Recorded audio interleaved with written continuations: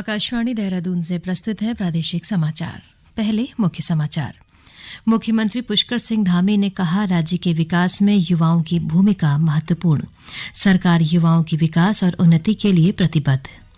राज्य के पर्वतीय क्षेत्रों में सुरक्षा की दृष्टि से पुराने वाहनों के स्थान पर नए वाहनों की व्यवस्था की जाएगी।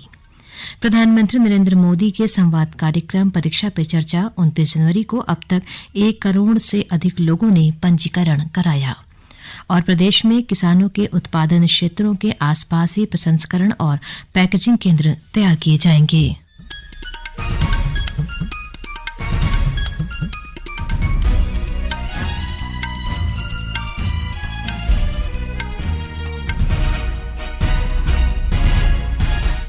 नमस्कार। दोपहर समाचारों के साथ मैं योशिता पांडे।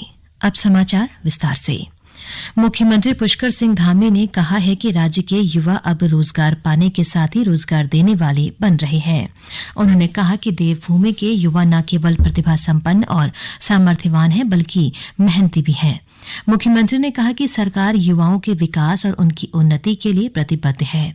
वे देहरादून के परेड मैदान में राज्य स्तरीय युवा महोत्सव के शुभारंभ अवसर पर बोल रहे थे।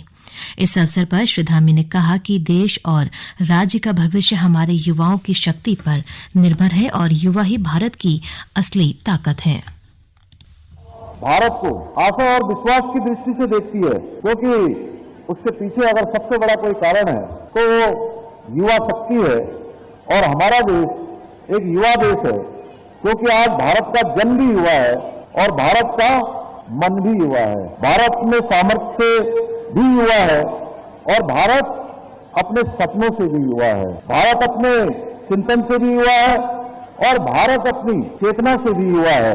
भारत युवा है क्योंकि भारत ने हमेशा आधुनिकता को स्वीकार किया है और भारत के दर्शन में परिवर्तन को अंगीकार किया है। भारतवर्ष वह देश है जिसकी जो प्राचीनता है, उस प्राचीनता में भी नवीनता है।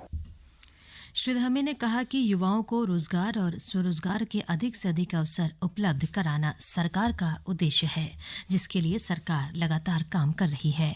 उन्होंने कहा कि प्रदेश में होने वाले आगामी राष्ट्रीय खेल उत्तराखंड की खेल प्रतिभाओं के विकास में मील का पत्थर साबित होंगे। मुख्यमंत्री पुष्कर सिंह धामी ने आम जनता को यातायात नियमों के प्रति जागरूक करने पर जोर दिया है। उन्होंने सुरक्षा की दृष्टि से पर्वतीय क्षेत्रों में पुराने वाहनों के स्थान पर नए वाहनों की व्यवस्था करने के निर्देश भी दिए हैं। देहरादून में परिवहन विभाग की बैठक में श्री धामी ने अधिकारियों को बस स्टेशनों को स्वच्छ बनाने और वहां मूलभूत सुविधाएं उपलब्ध कराने के निर्देश दिए। उन्होंने दुर्घटना संभावित क्षेत्रों में क्रैश बैरियर लगाने और सड़कों के किनारे पौधरोपण करने को भी कहा। सड़क दुर्घटनाओं पर प्रभावी नियंत्रण लगाने की आवश्यकता पर जोर देते हुए श्री धामी ने वाहनों की फिटनेस टेस्टिंग का विशेष ध्यान रखने को कहा। मुख्यमंत्री ने परिवहन विभाग को रोडवेज बसों के जरिए सरकार की महत्वपूर्ण योजनाओं का प्रचार करने के भी निर्देश दिए।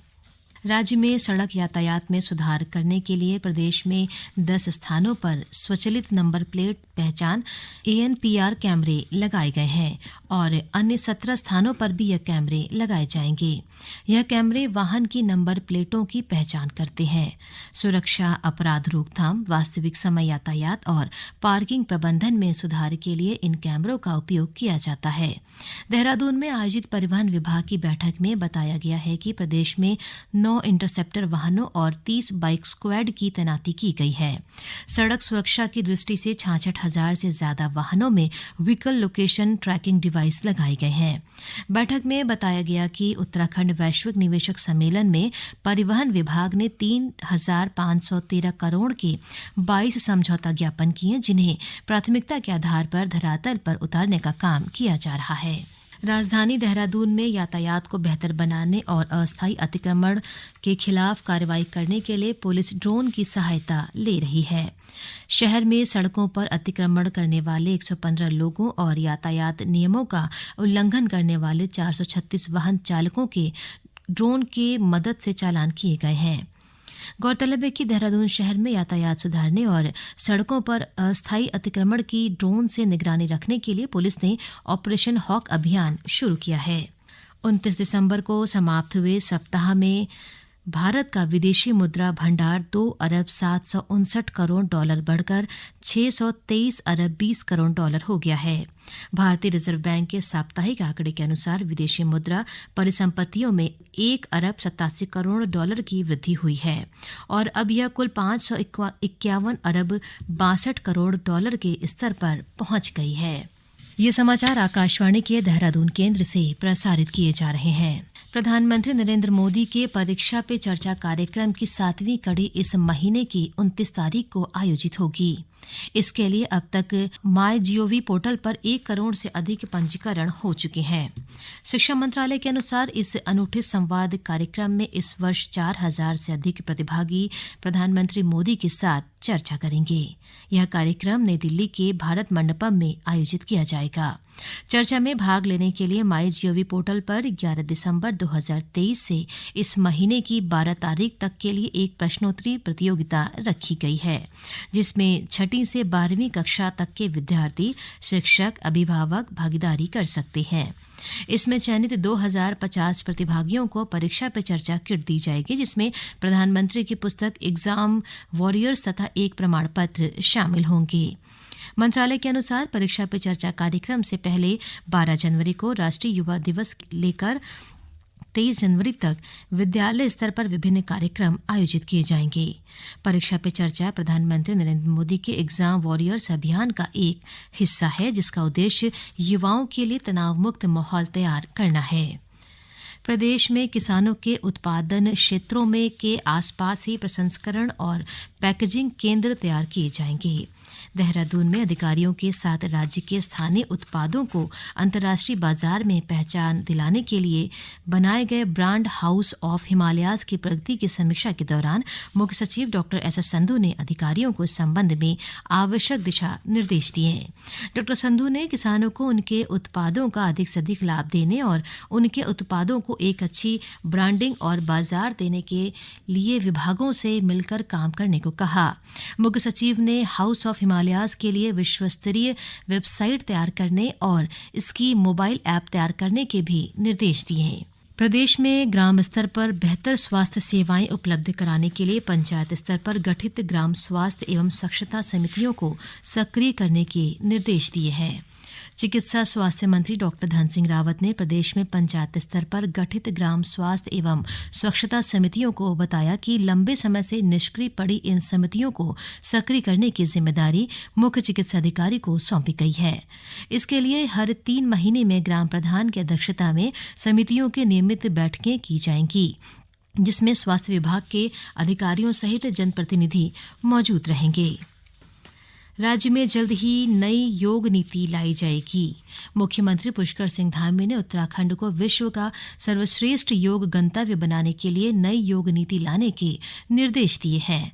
सचिवालय में आयुष एवं आयुष शिक्षा विभाग की समीक्षा करते हुए मुख्यमंत्री ने अधिकारियों को पंचकर्मा को बढ़ावा देने के लिए विशेष प्रयास करने को कहा। उन्होंने राज्य में जड़ी बूटियों के उत्पादन को बढ़ावा देने की जरूरत पर जोर देते हुए इसके लिए आयुष विभाग, उद्यान और वन निगम आपसी समन्वय बनाकर संग्रह और विपणन की उचित व्यवस्था करने के निर्देश दिए। मुख्यमंत्री ने आयुष के क्षेत्र को बढ़ावा देने के लिए जड़ी बूटी कृषकों के उत्पादों के विपणन के लिए उचित प्लेटफॉर्म की व्यवस्था करने को कहा। श्री धामी ने स्कूली छात्रों को आयुष संबंधी जानकारी देने के लिए सभी विद्यालयों में इसकी व्यवस्था करने व आयुष नीति को प्रभावी ढंग से लागू करने के निर्देश दिए। स्वास्थ्य मंत्री डॉक्टर धन सिंह रावत ने प्रदेश के अस्पतालों में आउटसोर्स के माध्यम से वार्ड बॉय की भर्ती सहित विभिन्न संवर्ग के रिक्त पड़े पदों की क्रमवार भर्ती के निर्देश दिए हैं। उन्होंने सभी मुख्य चिकित्सा अधिकारियों को अपने क्षेत्रों में ward boy, ANM, CHO, technician, pharmacist और चिकित्सकों के रिक्त पदों का विवरण 2 सप्ताह में स्वास्थ्य महानिदेशालय को भेजने को कहा, ताकि निदेशालय स्तर पर भर्ती प्रक्रिया जल्द शुरू की जा सके। और अब एक नज़र मौसम पर। राज्य के अधिकतर हिस्सों में आज मौसम साफ बना हुआ है।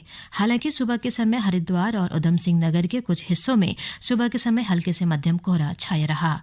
इस बीच मौसम विज्ञान केंद्र देहरादून ने मंगलवार को राज्य के सभी जिलों में कहीं कहीं हल्की से मध्यम बारिश की संभावना जताई है। मौसम विभाग ने राज्य के ऊंचाई वाले हिस्सों में बर्फबारी का अनुमान भी जताया है। अंत में मुख्य समाचार एक बार फिर।